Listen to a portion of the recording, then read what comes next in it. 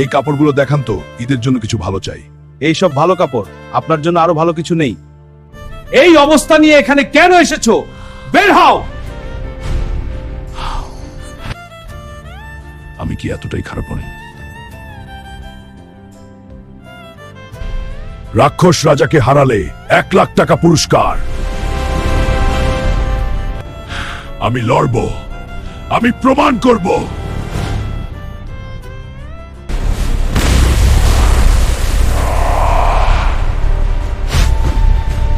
তুই আমাকে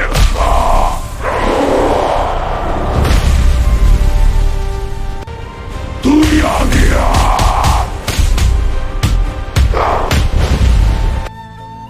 শেষ পর্যন্ত জিতলাম। এখন এই পুরো দোকানটাই আমার।